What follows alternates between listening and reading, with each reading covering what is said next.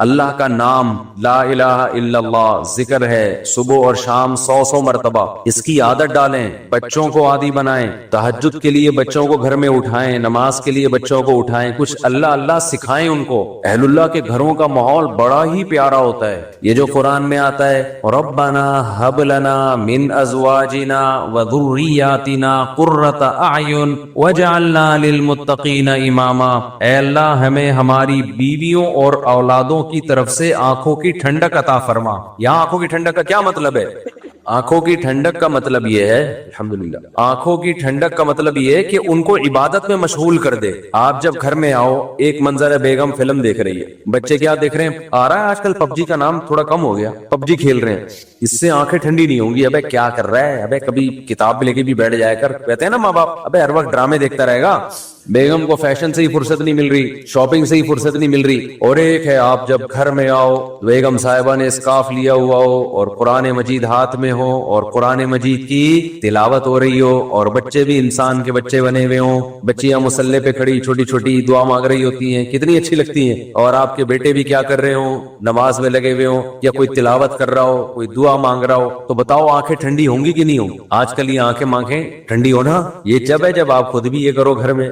تو جو کنوارے ہیں وہ ابھی سے نیت کریں، دیندار لڑکی سے نکاح کرنا ہے اور شادی کے بعد گھر کا ماحول یہ بنانا ہے۔ اور جن کے ماحول بگڑ چکے ہیں، اب ایک دم سے تھوڑی بن جائے گا۔ گھر جا رہے ہو، ارتغل چل رہا ہے، ڈرامے چل رہے ہیں، فلمیں چل رہی ہیں، گھر جاتے ہی آپ نے کہا بیگم ہاتھ میں قرآن، اب مشکل ہے۔ وہ میں ایک لطیفہ سناتا ہوں نا، 2 بھائیوں کی شادی ہوئی ایک ہی دن میں، 6 مہینے گزر گئے، ایک کی بیوی بہت کنٹرول میں تھی، بڑی فرما بردار، دوسرے کی کنٹرول سے باہر۔ اس نے اس سے پوچھا ابے تو نے کیسے کنٹرول کیا ہوا ہے؟ اس نے کہا ہم تو شروع میں ہی آئے تو ایسے چنگیز خان بن کے آئے تھے، گلاس سامنے آیا اٹھا کے لات ماری توڑ دیا اس کو، کدھر سامنے رکھا، اسٹائل ہی یہی تھا۔ بلی نے تھوڑا شور مچایا، گردن مار کے پھینک دی، بہت شور کر رہی ہے، یوں گردن گھمائی تو اس کا روب بیٹھ گیا۔ اب کہہ رہا ہے یہ سب تکلفات کی ضرورت نہیں، اب روب بیٹھ گیا۔ اس نے کہا چلو یار ہم بھی کرتے ہیں یار۔ آیا گلاس پڑا ہوا تھا، لات ماری، بیگم نے کہا اب نہیں، پہلے کرنے کی چیزیں تھی یہ، ٹھیک ہے نا، ابھی جو تمہاری اوقات ہے 6 مہینے میں مجھے وہ سمجھ میں آ گئی۔ تو اب جا کے آپ بہت اچھی نصیحتیں شروع کر دو گے، بیگم آنکھوں کی ٹھنڈک اس میں ہے، تم قرآن لے کے بیٹھا کرو،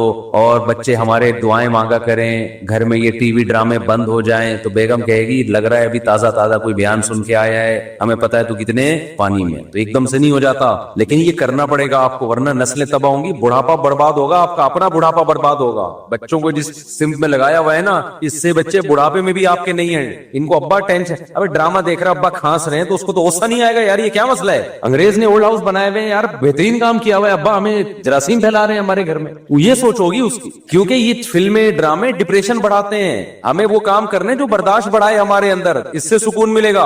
سکون اس سے دیکھو، بعض نفسیاتی ڈاکٹر بولتے ہیں کہ غصہ برداشت نہیں کرنا چاہیے، اس سے ٹینشن ہوتی ہے، صحت خراب ہوتی ہے۔ جب انسان غصہ جاری کر دیتا ہے تو کیا ہو جاتا ہے؟ ریلیکس۔ شریعت اس کے اپوزٹ لے کے جاتی ہے آپ کو، اسلام کہتا ہے غصہ برداشت کرو، اہل جنت کی صفات غصہ جاری کرنا ہے، برداشت کرنا ہے، برداشت کرنا ہے۔ سوال پیدا ہو اسلام وہ کام کیسے کہہ سکتا ہے جس سے صحت خراب ہو رہی ہے آپ کی؟ غصے کی کڑوے گھونٹ پیتے ہو، برداشت کرتا ہے نا آدمی، ڈپریشن میں آتا ہے، ٹینشن میں آتا ہے، جاری کر دو تو ٹینشن کیا ہے؟ غصہ آیا وہ پڑاخ سے ایک اگلے کو لگا دیا، وہ ٹینشن پارسل ہو گئی، وہاں پہ آپ سکون میں آ گئے۔ بھائی یہ بھی ٹینشن ختم کرنے کا عارضی طریقہ ہے۔ جو لوگ غصہ جاری کرتے ہیں، آہستہ آہستہ غصہ برداشت کرنے کی طاقت ختم، ان کو پھر غصہ بھی بار بار آتا ہے، یہ بھی نشہ ہے۔ شریعت نے کہا برداشت کر لو، یہ جو نقصان ہے تھوڑا ہے، جب بار بار برداشت کرو گے تو برداشت کرنے کی پاور بڑھ جائے گی، پھر برداشت کرنے میں وہ ٹینشن نہیں ہوگی جو ابھی ہو رہی ہے، پھر غصہ آنا ختم ہو جائے گا، کم ہو جائے گا غصہ آنا، دیر پا نتائج اچھے نکلیں گے۔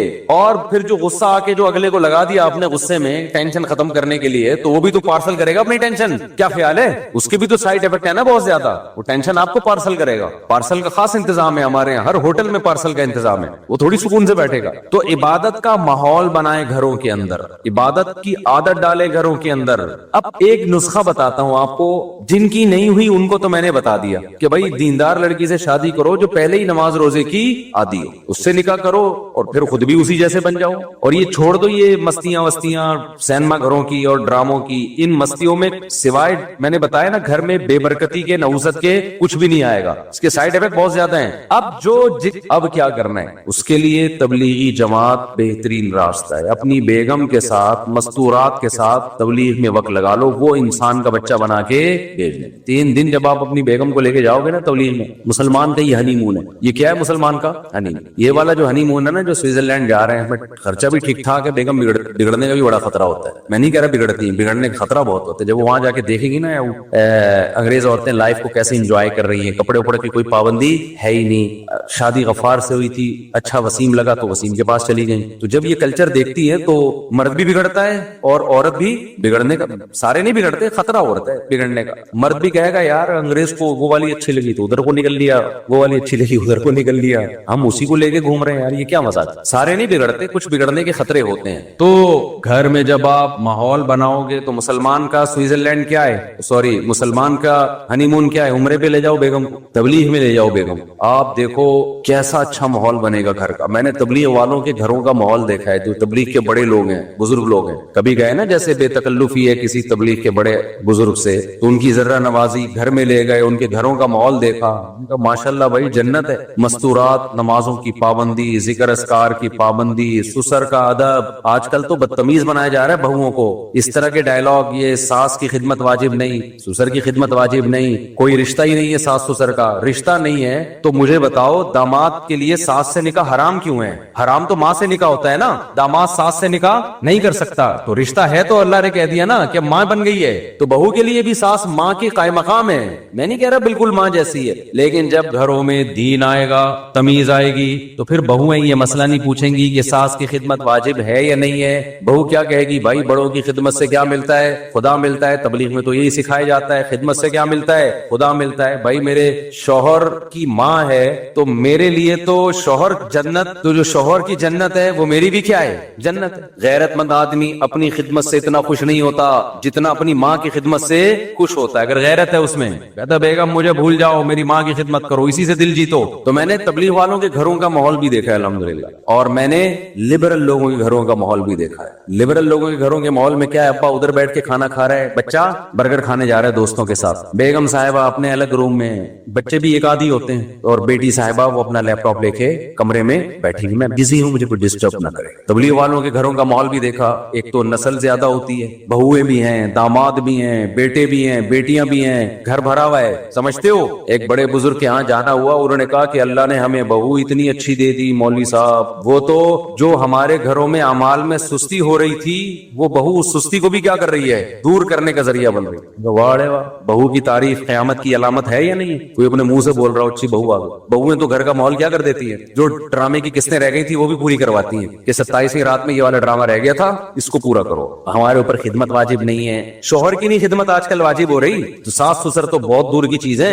एक स्कॉलर ने बताया कि औरत पे खिदमत वाजिब नहीं है ना, शौहर की भी और सास ससुर की भी। तो किसी खातून ने लिखा था कि वो पेड़े खाने के लिए आई है घर में, वो सारी जिम्मेदारियां पूरी करे, वो कुछ भी नहीं करे तो वो क्या है, यानी उसकी उसका कैरेक्टर क्या है, उसका किरदार क्या है, उसकी जिम्मेदारियां क्या है? एक औरत ने एतराज किया था और उस औरत ने कहा मैं सास नहीं हूं, मैं खुद बहू हूं। मैंने उसके स्क्रीनशॉट ले लिया ना उसके कमेंट्स, उसने कहा मैं खुद बहू हूं। और मुझे हैरानगी होती है उन बहुओं पे जो कहती है हमारा सास से कोई रिश्ता नहीं है। उसने कहा मुझे अगर अपने मियाँ से मोहब्बत है तो मुझे अपनी सास से भी मोहब्बत होगी। मुझे पूरी वर्डिंग याद नहीं है उसकी, उसका मफहूम बयान कर रहा हूँ। मैंने कहा गैरतमंद बहू है, खानदानी बहू। स्क्रीनशॉट ले लिया मैंने, कहा बयान में ना वो पढ़ के सुनाऊंगा, देखो क्या लिखा हुआ है इसमें। वो स्कॉलर बता रहा है कि कोई रिश्ता विश्ता कुछ भी नहीं, पहले ही सब खत्म हो गया मेरे भाई, हम अंग्रेज बन चुके हैं आधे से ज्यादा, रिलेशन खत्म, तो थोड़ा बहुत रिलेशन रह गया है वो भी क्या कर दिया, बर्बाद। तो अपनी मस्तूरात को ना घर की जब आप तबलीग में निकालोगे तो तबलीग में उनको आमाल का माहौल मिलता है। कुछ चीजें समझाने से नहीं होती, करवाने से समझ में आती। हजरत हाजी इमदादुल्लाह मुहाजिर मक्की रहमतुल्लाह अलैह वो चाहते थे हजरत मौलाना रशीद अहमद गंगोही रहमतुल्लाह अलैह को जिक्र की आदत डालना, उनके पास टाइम ही नहीं था मसरूफियतों की वजह से। मशहूर वाक़या मुख्तसर बयान कर रहा हूँ। एक रात उन्होंने कहा अपना बिस्तर मेरे बिस्तर के साथ लगा देना, और रात को उनके हाथ में तस्बीह पकड़ा दी और कहा अल्लाह अल्लाह करो। तो हजरत रशीद अहमद गंगोही रहमतुल्लाह अलैह कहते हैं कि मैंने जो अल्लाह अल्लाह किया ऐसा मजा आया, उसके बाद बुढ़ापे तक भी वो तस्बीह नहीं छूटी। और जब बहुत बूढ़े हो गए थे और तस्बीह वो इतनी पुरानी, किसी ने एक नई तस्बीह लाके दी और कहा कि हजरत इतने पुराने धागे हो गए, दाने भी घिस गए हैं इसके, छोड़ दें इसको, कोई अच्छी तस्बीह रख ले। उन्होंने फरमाया कि इस तस्बीह से मुझे मोहब्बत हो गई है, इसने मुझे अल्लाह अल्लाह करना सिखाया है, अब इससे भी मुझे मोहब्बत हो गई। इंसान मुसलसल जिस जगह नमाज पढ़ता है उस जगह से इंसान को मोहब्बत। तो मेरे بھائی کچھ تھوڑا سا اللہ اللہ کرنا بھی سیکھ لو، آج کل یہ بالکل ختم۔ تو تبلیغ میں وقت لگانے سے کیا ہوگا؟ بولو نا، 3 دن ہوگی بہت بوریت آپ کو جب آپ تبلیغ میں نکلیں گے، کیونکہ لوگ جاتے ہیں کہ شاید ایک انٹرٹینمنٹ، بھائی کچھ مزہ آئے گا، تو مزہ نہیں آتا، وہاں ٹینشن ہوتی ہے۔ مزے کے لیے کیا کوئی ڈرامہ لگائیں گے آپ کو وہاں جا کے؟ وہ ہے بھائی، کوئی فلم دکھائیں گے، کیا کریں گے؟ کوئی پروگرام ہوگا، کوئی سٹے وٹے کا دور چلے گا رات کے وقت میں، وہ معمولات کروائیں گے، بھائی صبح کی تسبیح، شام کی تسبیح ہے، پھر تعلیم ہے، پھر مذاکرہ ہے، بورنگ لائف۔ لیکن یہ بورنگ آپ کی زندگی کو ساری زندگی کے لیے انٹرٹین کرنے کا ذریعہ بن سکتی ہے۔ دیکھو نا، جنہوں نے لگائے پھر مزید لگا کے ابو ڈرائیون کے مقیمین بن گئے ہیں، وہ سارا دن اسی معمول میں۔ او بھائی آپ، یہ تو بڑی بورنگ لائف ہے۔ انہوں نے کہا ہم سے چھڑوا کے دکھاؤ یہ لائف، ہمیں اسی میں مزہ ہے۔ ہم نے تبلیغ کے بزرگوں میں ایسے ایسے واقعات سنے جو عینی شاہدین گھنٹوں دعا مانگ رہے ہیں، دل نہیں بھر رہا۔ آج تھوڑی دیر میں دعا سے وحشت ہونا شروع ہو جاتی ہے کہ یار 2-4 چیزیں مانگ لی، بس ختم ہے، اب کیا مانگ بھی ایسے رہے ہوتے ہیں کہ دل نہیں لگ رہا ہوتا۔ جن کا دعاؤں میں دل لگ جاتا ہے نا، ہمارے شیخ حضرت مفتی رشید احمد صاحب رحمہ اللہ تعالی، ان کا ہر جمعے کو عصر کی نماز کے بعد بیان ہوتا تھا۔ اب ہوتا کیا، ہم جب پہلی مرتبہ گئے، ایک تو عصر سے مغرب کا ٹائم بہت تھوڑا ہے، لوگ آئے بہت دور دور سے۔ حضرت کا معمول تھا فرض نماز کے بعد عام طور پہ دعا نہیں مانگا کرتے تھے، اجتماعی دعا، انفرادی بھی نہیں، رات کے وقت آخری حصے میں اٹھ کے لمبی دعا مانگتے تھے۔ لیکن جمعے کے دن عصر کی نماز کے بعد دعا مانگتے تھے ہاتھ اٹھا کے۔ وہ بتاتے تھے یہ دعا بیان سے پہلے کی دعا ہے کہ اللہ میں جو لوگوں میں بات کروں گا تو مجھے وہ بات کہنے کی توفیق دے جس میں تیری رضا ہو۔ تو حضرت عصر کے بعد بیان سے پہلے دعا مانگنا شروع کرتے، اتنی لمبی، بعض دفعہ اکیلے دعا ہو جاتی، ہم کہتے بیان کا ٹائم تو رہا نہیں ہے۔ حضرت کو اس کی پرواہ نہیں ہوتی تھی، بیان پھر بہت مختصر ہو جاتا تھا، لیکن وہ جو مختصر ہوتا اسی نے لوگوں کی زندگیاں تبدیل کر دی، ایسی ایسی قربانیاں دی لوگوں نے۔ تو ہم نے ایک دفعہ پوچھا کہ آپ ہاتھ اٹھا کے جب دعا مانگتے ہیں تو مختصر کر لیا کریں۔ اچھا ویسے جب بھی حضرت سے کوئی آ کے کہتا نا کہ حضرت یہ دعا مانگ لیں میرے لیے، تو حضرت ہاتھ اٹھائے بغیر دعا مانگتے تھے کہ اللہ کرے آپ کی حاجت پوری ہو جائے، اللہ کرے ایسا ہو جائے، اللہ، ہاتھ نہیں اٹھاتے تھے۔ تو ہم نے کہا حضرت ہاتھ اٹھا کے دعا مانگ لیا کریں آپ مختصر۔ تو حضرت نے فرمایا میں جب ہاتھ اٹھاتا ہوں تو پھر مجھ سے جلدی ہاتھ نیچے رکھے نہیں جاتے، سمجھ رہے ہیں، اپنے دل چاہتا ہے جواد اور کریم بادشاہ کے دربار میں ہاتھ اٹھائے، پھر تو ایسا مزہ آتا ہے، ایسا مزہ آتا ہے کہ مانگتے چلے جاؤ۔ بھائی آج دعاؤں میں طاقت ختم ہو گئی، بس اجتماعی دعائیں چل رہی ہیں، امام مانگ رہا ہوتا ہے پیچھے ہول سیل کے حساب سے آمین، چلو غنیمت ہے وہ بھی۔ انفرادی دعائیں مانگنے کی عادت ڈالو، اللہ سے رشتہ بناؤ، ہاتھ اٹھا کے گڑ گڑانا سیکھو۔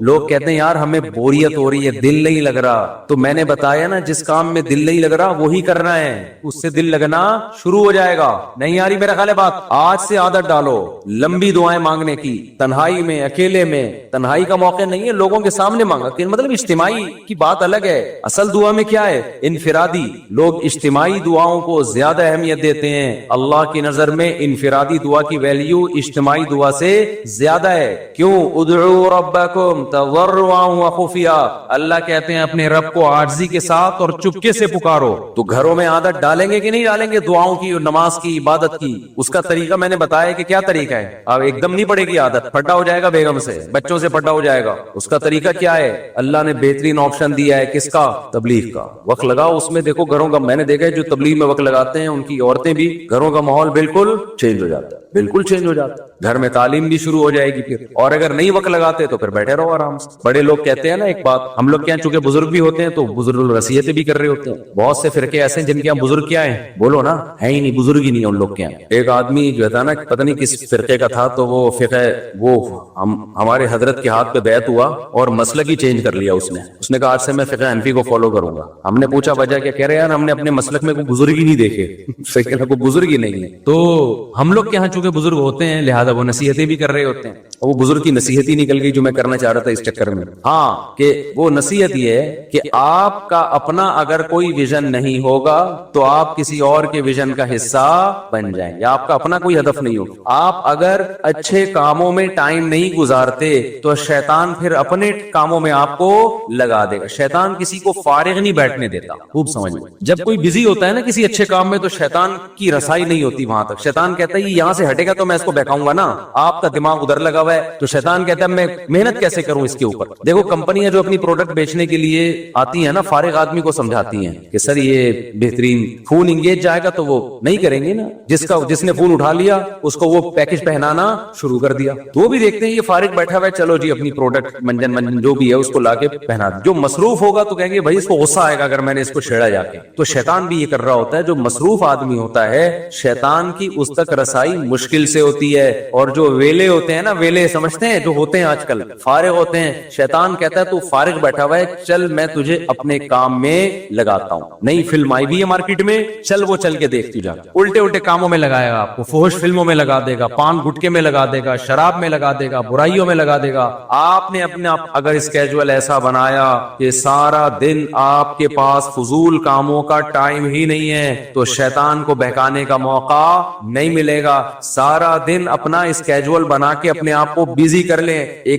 जब आप ये सोचेंगे ना तो शैतान उसमें पता है काम क्या कहेगा, अबे क्या सारा दिन मसरूफ हो जाए, पागल है क्या, तो जिंदगी का मजा ही खत्म हो जाएगा. तो सारा दिन मसरूफ का मतलब ये नहीं है कि कामों में मशगूल हो जाएं. तफरीह के लिए भी टाइम निकालें, लेकिन वो तफरीह जो जायज तफरीह हो उसके लिए भी टाइम निकालें आप. बल्कि शुरू में तो तफरीह का टाइम ज्यादा हो, कामों का टाइम बोलो ना कम हो. जो वेले है ना एकदम से उन पे काम का बोझ डाला जाएगा तो मर जाएंगे टेंशन से. तो अपने आप को आदी बनाएं, पहले कम मामूलात रखें सुबह शाम के, कम मामूलात, और जो बाकी फारिग देना उसको सोचें क्या करना है, तो उसको किसी जायज तफरीह में पहले से लगा दें आप. जायज तफरीह क्या है भाई, जॉगिंग है, जिम है, स्विमिंग है, जानवर पालो उनमें दिल लगाओ, बहलाओ उनमें, बच्चे पालो उनको लेके घूमो फिरो, नली निहारी खाओ, जाके तारिक रोड पे निहारी खाने निकल जाओ, वहां यार सुना है वो नई बिरयानी मार्केट में आई है, जरा ट्राई करके देखते हैं. ये क्या कौन सी तफरीह, हैदराबाद की मच्छी सुना है बड़ी मशहूर चल रही है आजकल. अब लेकिन ये जब पैसे होंगे तो होगा ना, जब पैसे नहीं है तो क्या करें फिर. पैसे नहीं है तो वो और आसान है जिंदगी. जब जिसके पास पैसे नहीं होते उसकी जिंदगी और क्या है, क्योंकि उसके पास गुनाह के पैसे भी नहीं होते, फिर वो गुटके के लिए उधार मांग रहा होता है लोगों से. तो जो पैसे नहीं है तो और किसी चीज में अपने आप को, जॉगिंग के लिए पे पैसे लगते हैं, स्विमिंग पे लगते हैं पैसे टिकट, लेकिन जॉगिंग पे कोई पैसा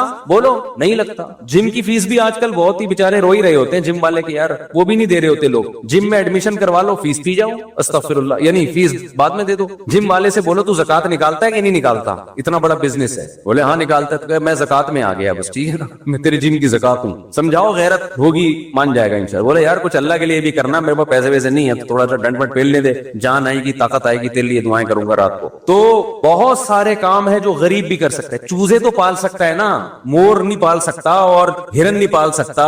ये जो हमने तो बचपन में इतने पाले हैं, ये मुर्गी के बच्चे नहीं बेच रहे होते ये चूजे रंग बिरंगी, इसका इतना मजा है. आप कह सकते हो यार मुझे इन चीजों में दिल नहीं लगता, मुझे पता है आपका दिल नहीं लगेगा इन चीजों में. पाल के देखो, कुछ दिन दिल लगना शुरू हो जाएगा. जानवर से मोहब्बत हो जाती है इंसान को. हमने वो हमारे खादिम है ना, उसके जिम्मे मैंने दाना बाजरे का काम लगाया है जब मैं नहीं होता, तो कह रहा है मुझे मोहब्बत हो गई पर इन मुर्गियों से. गधे से मोहब्बत हो जाती है थोड़े दिनों में. तो इसलिए जब तक आप अपने आप को बिजी नहीं करते अच्छे कामों में या जायज कामों में ही बिजी कर लो. अगर नहीं किया बिजी तो समझ लो बहुत खतरनाक गुनाहों की तरफ दिल जाएगा.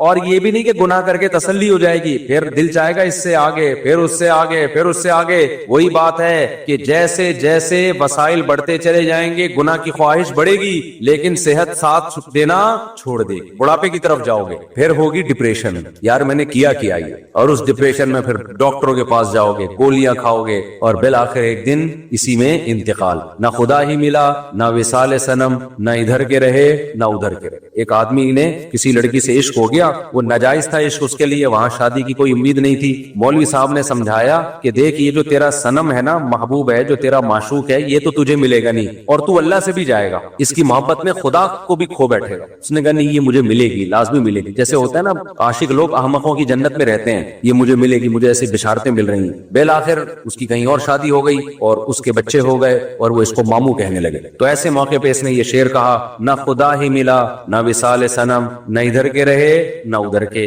तो जिस चीज में आप टाइम गुजार रहे हैं, हम और आप सभी इस्लाह के काबिल हैं. इबादत से जान छुड़ा के आदत नहीं डाल रहे दुआएं मांगने की. देखो अभी दुआओं मांगने की आदत डाल दी ना, खुदा की कसम बुढ़ापा इतना प्यारा गुजरेगा, इतना मजे का गुजरेगा कि रश करेंगे लोग आपके बुढ़ापे पे. ابھی عادت ڈال لی جوانی میں لمبی لمبی دعاؤں کی, دل لگا لیا, شروع میں لگے گا نہیں, عادت ڈالیں, اس کے بعد بڑھاپے میں اللہ یہ نعمت دیں گے کہ آپ کو مزہ ہی دعا میں آئے گا. انگریزوں کا بڑھاپا خدا کی قسم بہت ڈینجرس ہوتا ہے, بہت خطرناک ہوتا ہے. نہ خدا ہوتا ہے ان کی زندگی میں, نہ پبلک ہوتی ہے. کسی بوڑھے کے پاس بیٹھ جاؤ نا ان ملکوں میں 2 منٹ کے لیے, وہ پیسے دے گا آپ کو. ہمارے پاکستانیوں نے یہ کام شروع کیا, مجھے لوگوں نے بتایا یہاں جو بے روزگار ٹائپ کے پاکستانی ہے نا, جو ادھر ادھر سے ہو کر آ گئے, پیسے نہیں ہے, وہ بڈھی عورتوں کے ساتھ بیٹھتے ہیں, بیچاری بوڑھی عورتوں کے ساتھ آدھا گھنٹہ گپ شپ لگائی, وہ خوش ہو کے پیسے دیتی ہیں. تو وہ آئے اپنا پان گٹکے کا خرچہ ان کا نکل آیا, وہ خوش ہو کے پیسے دیتی ہے. چلو کسی نے تو لفٹ کرائی. ہمارے تو جو بزرگ ہوتے ہیں, ہمارے حضرت کو ہم نے بڑھاپے میں دیکھا, وہ تو پھر بھی لوگوں کو ٹائم نہیں, وہ لوگ بیٹھ رہے ہیں ان کے پاس, وہ کہہ رہے ٹائم نہیں ہے.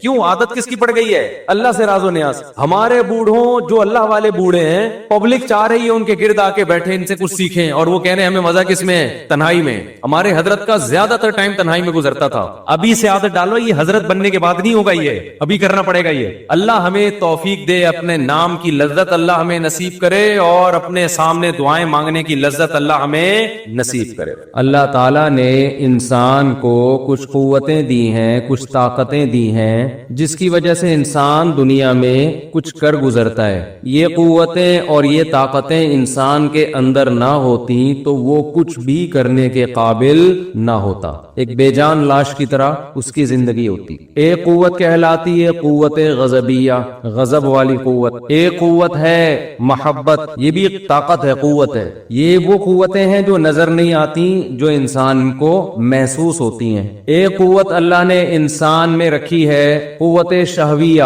خواہش نفس. جیسے بھوک کی ایک قوت ہے, پیاس کی ایک قوت ہے, دل چاہتا ہے پانی پینے کا, دل چاہتا ہے کھانا کھانے کا, دل چاہتا ہے انسان میں اپنی جنسی خواہش پوری کرنے کا. یہ خواہشات بھی اللہ کی طرف سے انسان میں رکھی گئی ہیں. ان کو کہا جاتا ہے قوت شہوانیہ. تو یہ بیسک جو ہے نا 3 قوتیں ہیں جس پہ انسان کی پوری زندگی گھوم رہی ہوتی ہے. اور بھی ہیں لیکن زیادہ تر جو ہمیں صبح شام واسطہ پڑتا ہے وہ ان قوتوں سے پڑتا ہے. اگر کسی شخص میں یہ قوتیں ہی نہ ہو تو اس کی زندگی پھیکی. اگر آپ میں غصہ ہی ختم ہو جائے تو بھی آپ کی زندگی پھیکی ہو جائے گی, لوگ آپ کو کھا جائیں گے. ہر شخص آپ کے حقوق کا جو خیال کرتا ہے وہ اس لیے کرتا ہے کہ اسے پتا ہے کہ اگر میں نے سامنے والے کے ساتھ نا انصافی کی تو ایک حد تک یہ برداشت کرے گا, اس کے بعد اس کو غصہ آنا شروع ہو جائے گا. تو غصے کے ڈر سے سامنے والا تھوڑا سا ریزرو رہتا ہے. نہیں آ رہی آواز بھائی صاحب کے دکان میں آئی نہیں رہی ہے, نہیں آ رہی آواز لوگوں کو نا. یہ چھیڑا کس نے مجھے پہلے یہ بتایا نا, یہ تو اچھا والا چل رہا تھا نا. نہیں غلط ہوا ہی نہیں تھا تو صحیح کرنے کی ضرورت کیا تھی, یہ تو صحیح چل رہا تھا ماشاءاللہ. سفر پہ جانے سے پہلے تو صحیح چل رہا تھا. یہ ایک چیز صحیح چل رہی تھی تو اس کو چھیڑا کیوں ہے؟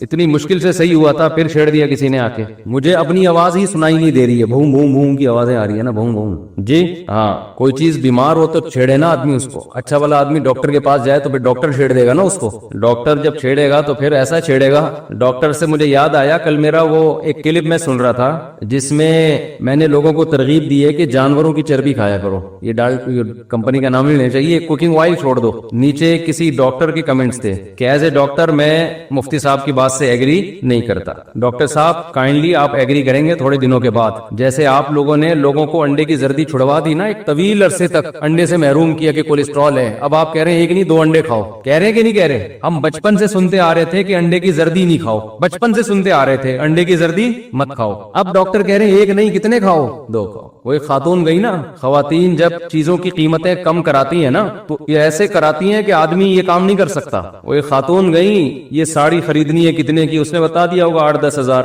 کہا تھوڑا کم کریں. کم کرتے کرتے اس کو اتنا غصہ آیا, کہتے فری میں لے جاؤ بس. کہتی ہے 2 چاہیے. تو ڈاکٹر بھی پہلے کہتے تھے انڈے کی زردی نہیں کھاؤ, ایک طویل عرصے تک انڈا کی زردی میں ہی تو لذت ہوتی ہے, چھڑوا کے کولیسٹرول کے نام پہ نا. اور اب کہہ رہے ایک کے بجائے کتنے کھاؤ؟ 2 کھاؤ. صبح ناشتے میں 2 انڈے کھاؤ.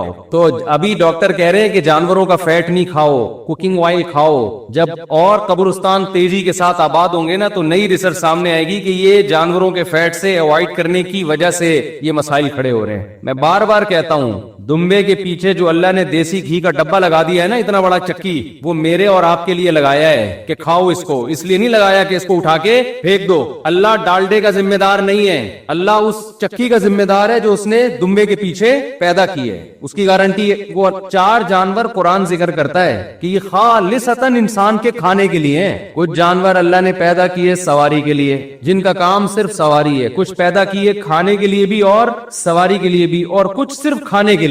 गधे घोड़े सवारी के लिए हैं, कुरान में इसका तस्करा अल्लाह ने किया। वल खैला वल बिगाल वल हमीर लितरकबूहा, गधा खच्चर घोड़ा ये इसलिए किया कि ताकि तुम इस पे सवार हो। इसी वजह से इमाम अबू हनीफा के नजदीक घोड़ा मकरूह तहरीमी है, वो के बाद रिवायात से खाने का सबूत भी मिलता है, लेकिन उन्होंने कहा कुरान में अल्लाह उसको सवारी के तौर पे जिक्र कर रहे हैं, खाने के तौर पे जिक्र नहीं कर रहे। खाने का जब जिक्र आता है तो अल्लाह दूसरे जानवरों को तस्करा करते हैं। जहां खाने का तस्करा आया तो अल्लाह ने क्या फरमाया, समानियत अज़वाज, 8 जानवर हैं। कुल अल्लाह कुल हर्रमा, वो क्या है, समानियत अज़वाज मिनल ज़अन इस्नैन व मिनल माज़ इस्नैन कुल अज़्ज़करैन हर्रमा अमिल उन्सयैन अम्मा इश्तमलत अलैहि अरहामुल उन्सयैन। अल्लाह कहते हैं 2 जानवर दुम्बे में से, एक नर और एक मादा। शुरू ही ज़ान से किया जा रहा है, दुम्बे से। समझते हो कि नहीं समझते? समानियत अज़वाज, अल्लाह कहते हैं 8 जानवर हैं, 8 नर मादा मिला के ना। इनमें सबसे पहले ज़अन दुम्बा भेड़ सब पे इसका इतलाक होता है, नर और मादा को अलग अलग काउंट किया गया है। अज़्ज़करैनी हर्रमा अमिल उन्सयैन, अल्लाह फरमाते हैं बताओ इनमें से अल्लाह ने मुज़क्कर को हराम किया या मुअन्नस को हराम किया? अल्लाह ने इनमें से किसी को भी हराम नहीं किया। व मिनल माज़ इस्नैन, बकरियों में से भी अल्लाह ने नर और मादा दोनों को बोलो हलाल किया, यानी बकरा भी हलाल है और बकरी भी। कितने हो गए? 4। व मिनल बकर इस्नैनी व मिनल इबिल इस्नैन, और अल्लाह फरमाते हैं गाय में से भी हमने, गाय में बैल बकर में सब दाखिल होता है, गाय भी और बैल भी, भैंस भी इसमें दाखिल है, भैंसा भी इसमें दाखिल है, इनमें से भी नर मादा दोनों को अल्लाह ने हलाल किया। व मिनल इबिल इस्नैन, ऊंट में से भी अल्लाह ने नर मादा दोनों को हलाल किया। और अल्लाह कहते हैं बताओ इनमें अल्लाह ने मुज़क्कर को हराम किया या मुअन्नस को? क्या मतलब, किसी को भी हराम नहीं किया, तो तुम कैसे हराम कर लेते हो अपने ऊपर? मुशरिकीन हराम कर लेते थे ना अपने ऊपर। तो ये तो अल्लाह ने इंसान के खाने के लिए, पूरा खाने के लिए पैदा किया है। आपने क्या किया कि जो अल्लाह ने कुकिंग ऑयल उसके साथ लगाया हुआ है ना, दुम्बा लेके घूम रहा है अपने, इतनी मोटी चक्की लेके बेचारा सारी जिंदगी टेंशन बर्दाश्त करता है, वो सारा आधा बोझ तो उसका उस चक्की में होता है। डॉक्टर साहब के मशवरे पर आपने वो चक्की उठा के फेंक दी और दुम्बा पकाया कुकिंग ऑयल। दुम्बा पकाया किसमें? Cooking oil. तो डॉक्टर साहब से मेरी काइंडली गुजारिश है कि काइंडली आपकी तहकीक अपनी जगह होगी, मैं आपको बुरा भला नहीं कह रहा, लेकिन आप जैसे अंडों पे आ गए ना, आप बाद में आ जाओगी चर्बी पे। नेचर से मुकाबला नहीं किया करो, समझ रहे हो? नेचर से कभी भी मुकाबला मत करो। जो चीजें सदियों से इंसान खाता आ रहा है, सदियों से, हाँ ये जरूर है कि डॉक्टर साहब का ये मशवरा हम मानेंगे कि भाई खा उसी तरह रहे हो जैसे सदियों पहले खाते थे। वर्किंग बिल्कुल नहीं है आपकी, वर्कआउट नहीं कर रहे, तो वर्कआउट को आप यकीनन फोकस करें। भाई चर्बी खा रहा है और काम चर्बी वाले नहीं कर रहा, फिर तो मेरा ख्याल है वो तो घास खा के भी मरेगा, चर्बी खा के जल्दी मर जाएगा, घास खा के थोड़ा देर से मरेगा। तो हम दोनों कामों का आपको कहते हैं कि चर्बी भी खाओ और काम भी कौन से करो? वो काम करो जो चर्बी खोरों पे, गोश्त खोरों पे सूट करते हैं। पैदल चलो, भागो दौड़ो, सारा दिन कंप्यूटर पे बैठे हो तो फिर दुम्बा खाने की देखने की भी इजाजत नहीं है आपको, फिर दुम्बे की तरफ देखोगे भी तो हार्ट अटैक से मरोगे। खैर कहां से कहां बात चली गई। ये भी एतदाल की बात है। देखो जो मैं बयान कर रहा हूं ना कुरान की आयत पर, सेहत के बारे में भी इस्लाम ने क्या बताया है? एतदाल। तो एतदाल वो नहीं है जो डॉक्टर कह रहे हैं, माहिर डॉक्टर तो वही कहेंगे जो मैं कह रहा हूं। एतदाल वो है जो इस्लाम कह रहा है। मैं आपको यकीन से हल्फिया कह सकता हूं, अल्लाह की कसम, इस्लाम ने जो सेहत के उसूल बताए हैं, घूम फिर के आना आपने उधर ही है। बहुत चीजें हमने अपनी जिंदगी में देख ली हैं उलटते पुलटते डॉक्टरों को। मुझे मेडिकल साइंस का ना बचपन से थोड़ा ज़ौक था। कोई हकीम को मैं नहीं छोड़ता था उससे मालूमात लेने, कोई डॉक्टर मिलता था उससे मालूमात लेता था, कोई होम्योपैथिक डॉक्टर। मेरा बाज लोग चीजों का मिजाज होता है ना इंसान का। कितनी बातें ऐसी थी, मेडिकल साइंस एक तरफ थी, इस्लाम दूसरी तरफ था। डॉक्टर उधर ही आए जहां क्या कौन है? इस्लाम है। घूम फिर के आना उधर ही है। तो 90% चीजों में आ गए हैं, 10% रह गई है, उसमें भी इंशाल्लाह आ जाएंगे। समझते हो कि नहीं समझते? तो हर चीज में एतदाल है। तो मैं बात चल रहा था, फिर ये सेहत पे वक्त मिला तो इंशाल्लाह आखिर में बात करेंगे। इस पे कई दफा मैं बात कर चुका हूँ, यहाँ भी बहुत सारे मामला गड़बड़ हो रहे हैं आजकल। तो लोग सेहत में स्ट्रेस में इतने जा रहे हैं ना, क्लिप देख देख के यूट्यूब पे आदमी पागल हो रहा है। اتنے یہ کھاؤ گے نہیں کھاؤ, اتنا زیادہ اس کو وہ بنا دیا ہے جیسے کورونا میں بہت سے کورونا سے مرے, بہت سے کورونا کی ٹینشن سے مرے تھے. کورونا میں ہم نے بھی احتیاط کا حکم دیا, لیکن اس احتیاط میں بھی اعتدال ضروری ہے. اسلام نے یہ تو نہیں کہا نا کہ آپ بالکل ہی ایسے وہمی بن جاؤ چائنا والوں کی طرح کہ بیوی کو کورونا ہوا تو میاں ہی مارکیٹ سے شارٹ ہو گیا. چائنا میں جب کووڈ پھیلا ہے نا تو بیوی کو کورونا ہوا, شوہر گھر سے غائب. یہ نہیں, اتنی احتیاط کی ہم قائل نہیں ہیں. ماسک پہن لیا, تھوڑا ہینڈ شیک کرنے میں کوئی احتیاط کر لی, کوئی فرض واجب تو ہے نہیں, لیکن یار بیوی کو کورونا ہوا, شوہر مارکیٹ سے شارٹ, شوہر کو کورونا ہوا, بیوی مارکیٹ سے شارٹ, یہ تھوڑی ہوتا ہے. ہو گیا تو ہو گیا, برداشت کرو. اچھا, تو سب سے پہلی جو انسان کی قوت ہے نا وہ ہے قوت غضبیہ. پہلی تو نہیں ہے لیکن میں نے اس کو پہلا نمبر دیا اہمیت کی وجہ سے. قوت غضبیہ اگر بالکل ختم ہو جائے تو انسان کسی کام کا نہیں رہتا. سوسائٹی اور معاشرہ اسے کچا چبا کے کھا جاتا ہے. آپ کا بیوی پہ روب ہونے کے لیے تھوڑا سا آپ کے اندر غصے کا ہونا بولو ضروری. آپ بیوی کے حقوق ادا کریں گے, اس کے لیے ضروری ہے کہ سالوں کا تھوڑا سا آپ کے اوپر بولو نا روب ہو. بیگم میں بھی تھوڑا سا غصہ ہو. میں اب اس پہ زیادہ بیان اس لیے نہیں کروں گا کہ غصہ ہمارے ہاں الحمدللہ ہر ایک میں کوٹ کوٹ کے بھرا ہوا ہے. اگر قوم میں یہ ہوتا نا کہ غصہ ہی نہیں ہے تو ہم غصہ لانے کی ان کو ترغیبیں دیتے ہیں کہ یار بالکل غصہ لیس ہونا ٹھیک نہیں ہے, تو کائنڈلی تھوڑا سا انسان میں غصہ بھی ہونا چاہیے. تو وہ یہ والی صفت ایسا نہیں ہے کہ بے اعتدالی ہو اس میں, بلکہ غصہ اعتدال سے بڑا ہوا ہے. سمجھ رہے ہیں کہ نہیں سمجھ رہے؟ بعض صفات ایسی ہیں ہوتی نہیں ہے نا تو پیدا کرنی پڑتی ہے نا, بعض ایسی ہے کہ ہیں لیکن حد سے زیادہ. غصہ ہونا ضروری ہے لیکن اگر یہ حد سے زیادہ ہو جائے تو یہ انسان سے ایسے ایسے کام کرواتا ہے کہ آپ کی زندگی ہمیشہ کے لیے برباد. اسی وجہ سے ہمیں ایک بھی حدیث ایسی نہیں ملتی جس میں نبی صلی اللہ علیہ وسلم غصے کی ترغیب دے رہے ہوں کہ کبھی کبھار غصہ آنا چاہیے. ایسی کوئی حدیث نہیں ہے. ایسی بہت ساری حدیثیں ہیں جس میں آپ غصہ ختم کرنے کا حکم دے رہے ہیں. سمجھتے ہیں سارے مسئلے یہاں سے پیدا ہو رہے ہیں سوسائٹی میں. طلاقیں جتنی ہو رہی ہیں غصے میں پاگل, قتل جتنے ہو رہے ہیں غصے میں پاگل, میاں بیوی کے جھگڑے جتنے ہو رہے ہیں نا جس سے سر پھوڑ رہے ایک دوسرے کا غصے میں بولو پاگل, کمیٹیوں کے آپس کے اختلافات غصے میں پاگل, دفتروں میں جھگڑے باس غصے میں پاگل, باس نے ماتحت کو ڈانٹ دیا ماتحت غصے میں باولا ہو گیا. پاگل نہیں باولا. پاگل تو بہت ہلکی پھلکی چیز ہے, پاگل تو سبھی ہے پاکستان میں, باولا ہو گیا پاگل سے اوپر کی چیز. ابا نے بیٹے کو ڈانٹ دیا بیٹا غصے میں پاگل ہو گیا, ماں نے بیٹی کو ڈانٹ دیا ماں بیٹی غصے میں پاگل.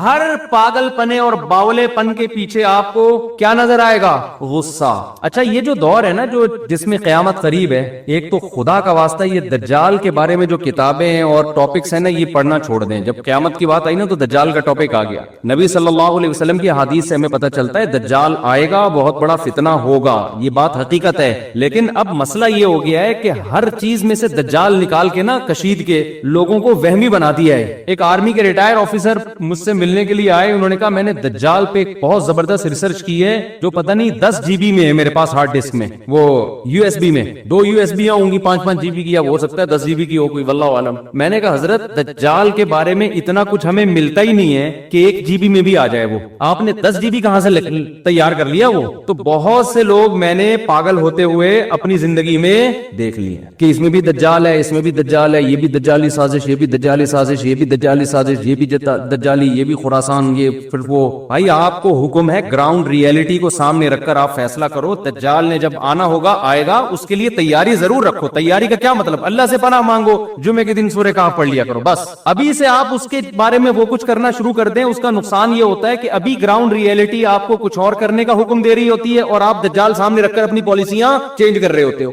ہر تھوڑے دن میں یوٹیوب پہ دیکھو کوئی دجال کے بارے میں رپورٹ پیش کر رہا ہے, کوئی سب A to Z غلط اکثر خبریں ہوتی ہیں, اپنی طرف سے کھینچا تانی کر کر کے نا نکالا ہوا ہوتا ہے. جس چیز کو اسلام نے مبہم رکھا ہے آپ اس کو ڈیٹیل میں بیان نہیں کر سکتے. مبہم رکھا ہے مبہم ہی رہنے دو اس کو. حضرت عیسیٰ علیہ السلام نے جب آنا ہوگا ہمارا ایمان ہے آئیں گے, لیکن ہم نے ابھی جو فیصلے کرنے آج کے زمینی حقائق کو دیکھ کر کرنے ہیں, حضرت عیسیٰ کے نزول کو سامنے رکھ کے نہیں کرنے, وہ آج کے حساب سے کرنے ہیں, ورنہ آپ غلطی کر جاؤ گے. ایک صاحب کہنے لگے میں جہاد کی تیاریاں کر رہا ہوں امام مہدی کے لیے, میں لشکر ابھی سے تیار کر رہا ہوں تاکہ امام مہدی کے ساتھ جا کے وہ مل جائے, ان کو ٹینشن نہ ہو لشکر تلاش کرنے میں. یہ نوجوانوں کی سوچ بتا رہا ہوں. میں نے کہا تو جہاد کرے گا کہاں؟ یہ اسلامی کنٹری ہے, یہاں کرے گا تو امام مہدی کے آنے سے پہلے جو تھوڑا بہت لشکر تیار ہونا تھا اس کا بھی بیڑا غرق ہو جائے گا. ملک میں تم کچھ کرو گے تو ملک اور اور کمزور ہوگا اور ملک دشمن قوتیں اس کو بھی کھا جائیں گی. کہہ رہے یہی تو پرابلم ہے مفتیوں میں, علماء میں, نہ خود کچھ کرتے ہیں نہ دوسروں کو کرنے دیتے ہیں. ہم آپ کو ایسا نہیں کرنے دیں گے جس سے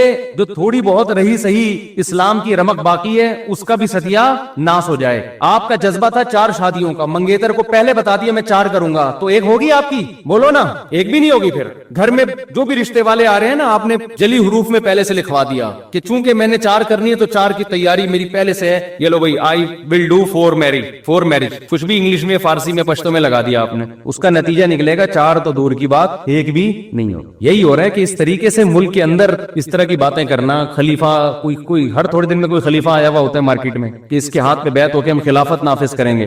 خلافت تو سوال ہی پیدا نہیں ہوتا اس طریقے سے نافذ ہو جائے. جو رہی صحیح ٹوٹی پھوٹی خلافتیں کچھ بچی ہوئی ہیں ان کی بھی ایسی کی تیسی ہو جائے گی. آپ دیکھو پہلے بنو امیہ کی حکومت کا خاتمہ ہوا, بڑی زبردست حکومت تھی, بڑی زبردست خلافت تھی. ٹھیک ہے ان کے مظالم بھی تھے, ہم ان مظالم میں ان کو اچھا نہیں کہتے, لیکن اوور آل اسلام کو فائدہ ہو رہا تھا. بنو امیہ کے دور میں بڑے بڑے محدثین پیدا ہوئے, بنو امیہ کے دور میں بڑے بڑے فقہا پیدا ہوئے, بنو امیہ کے دور میں بڑے بڑے مجاہدین پیدا ہوئے جنہوں نے سندھ فتح کیا, کابل فتح ہوا, لاکھوں مربع میل اسلام کی ایک ریاست قائم ہوئی. اس دور میں جتنا علمی کام ہوا ہے آپ تصور نہیں کر سکتے. ٹھیک ہے بادشاہوں میں شر بھی ہوتا ہے, خیر بھی ہوتی ہے, لیکن سنجیدہ علماء نے منع کیا اس حکومت کے خلاف بغاوت مت کرو, کیونکہ نبی صلی اللہ علیہ وسلم نے فرمایا کہ جب مسلمانوں کا کوئی خلیفہ ہو, بادشاہ ہو, چاہے وہ جبرن آئے, چاہے وہ تلوار کی بیس پہ مسلط ہو جائے, صحیح مسلم کی حدیث آپ نے فرمایا اس کے مقابلے میں جو بھی کھڑا ہو اس کو قتل کر دو, کائن من کان, جیسا مرضی ہو وہ, جتنا ہی نیک ہو, جتنا ہی پرہیزگار ہو.